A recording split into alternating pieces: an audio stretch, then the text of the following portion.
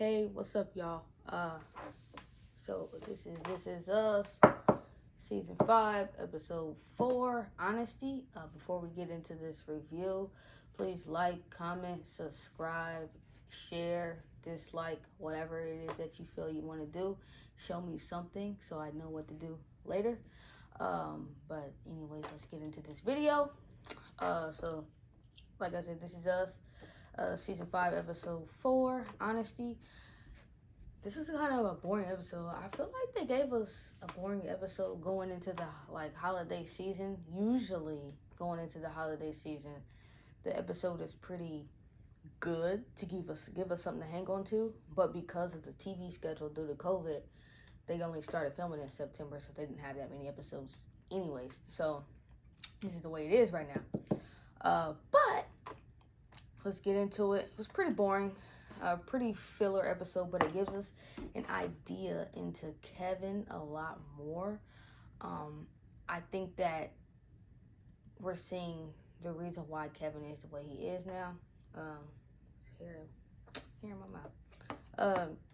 We're seeing the way how Kevin was coddled as a child, and seeing the reason why he is the way he is when it comes to the basic things in life and how he is. So we're kind of getting to see his relationship with his father a little bit more, and see why it is the way it was and why they fought the way they did the night that he died. And I'm kind of it's a little bit making sense now.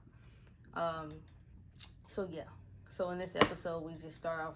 Jack and Rebecca are trying to sleep train Kevin, and we see how she coddled him a lot. Rebecca coddled Kevin a lot as a child, and it started from him being a baby. So I mean, like, she did go easy on him. I think Randall was black, so they had to they had to show him a lot of love. And Kate was Kate, and she was just there, I feel like, and she kind of got left out a little bit because of I feel like she wasn't as she's like the middle child, basically.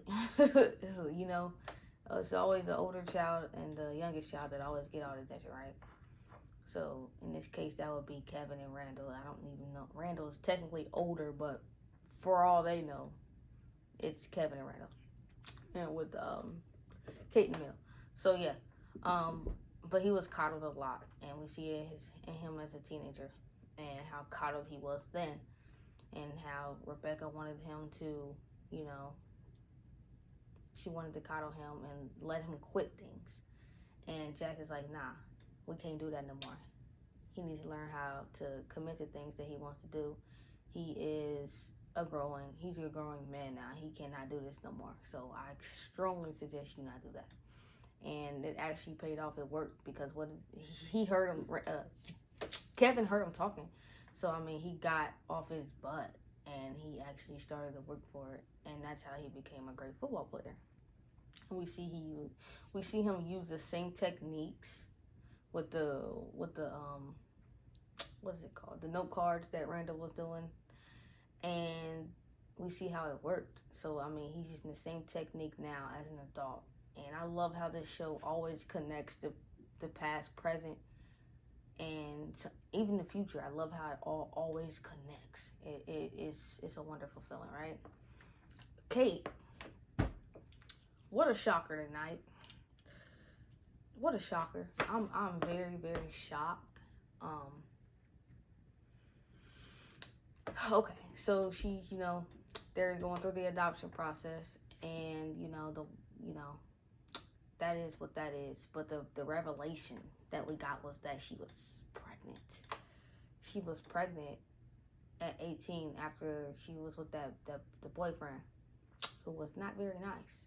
And my thing is, like, did she have an abortion, or did she give the baby up for an adoption? Because I don't know, I'm leaning towards adoption, but I'm like, she would have been able to hide the weight. Maybe that's how she gained all of her weight, because of that. Like, that could have been like, she just started putting on weight and in order for them to stay off her back, she continued to put on weight, so they never noticed that the weight was there because she was pregnant. So I don't know, I kind of wonder, did she I think that she actually, like, I think she had the baby and gave it up for adoption. But we'll find out more about that. That was a good shocker. That was good. That's going to leave me hanging in there. I want to see more about that when the story comes back. I can't wait. Kate's storyline is pretty boring, usually. But this is good. This is real good. I can't wait to see more about that. Randall. From the bottom of my heart, I just want to say Randall is like such a nerd. It's so freaking funny to see his nerdy ways. And yeah, he's such a nerd. And to see him dancing and taking off his shirt is so funny. Like, the video was of him. I mean, he got a nice body. You know what I'm saying? He got a nice body. But the video went viral of him taking off his clothes. And I'm just like, okay. They're probably do nothing but laugh at the fact of how geeky he was.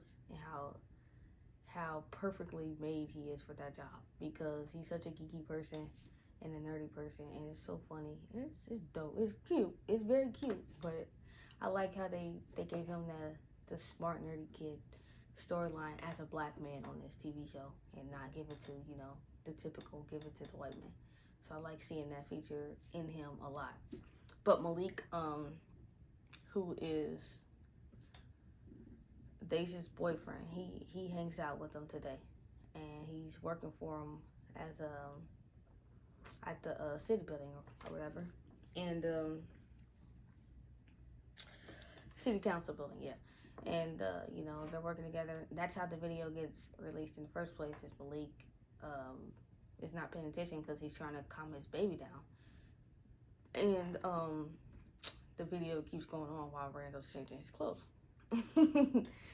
And but when Malik was getting reprimanded for reprimand, yeah, I think it's reprimand. When he was getting in trouble for it, he was saying like, oh, you know, that in order for him to be at Randall's house by 8:06, he had to get up at 4:30 in the morning to iron his shirt and pack a lunch. Usually he gets up at 5 to start the day off to make sure the baby's stuff is all done. But today he had to get up at 4:30 just to get there by 8:06, even though I'm supposed to be there at 8.